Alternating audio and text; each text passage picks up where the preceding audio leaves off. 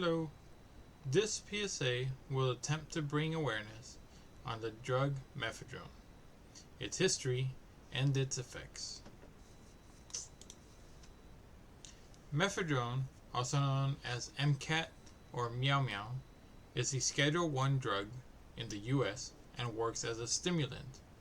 It is typically snorted or swallowed, also known as bombing, but there have also been instances of it being injected.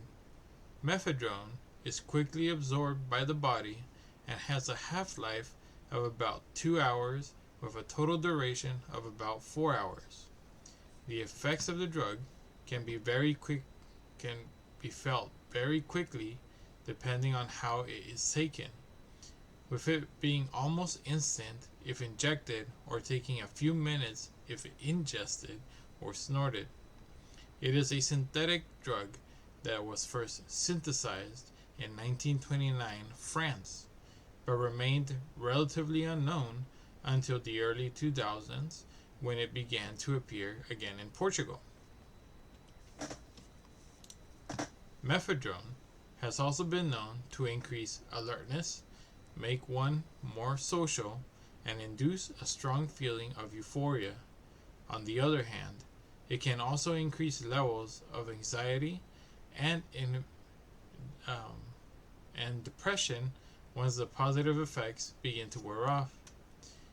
These effects are a result of reuptake inhibition and an increase in the amount of dopamine, serotonin, norepinephrine, and cortisol that is released. Many of the negative side effects arise due to a chronic use of the drug, which will lead to serotonin depletion and the dysregulation of dopamine. The first death due to mephedrone was recorded in 2008 in Stockholm, Sweden. An 18-year-old woman died after suffering convulsions and becoming comatose. Her autopsy later revealed severe brain damage and swelling.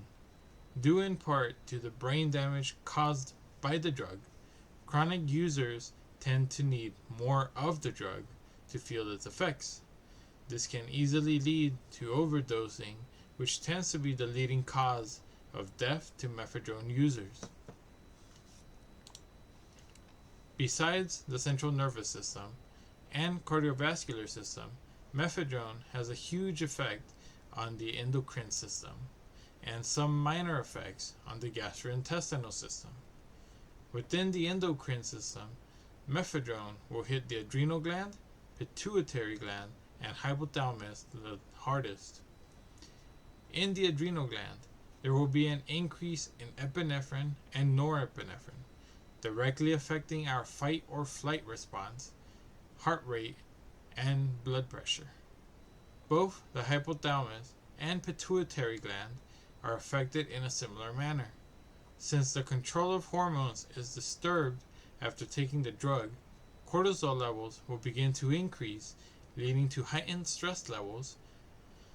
If the drug is continuously abused, these negative effects can definitely become permanent. Mephedrone's rediscovery in the early 2000s was largely due to an increase in the popularity of the clubbing scene and as a substitute for other illegal drugs.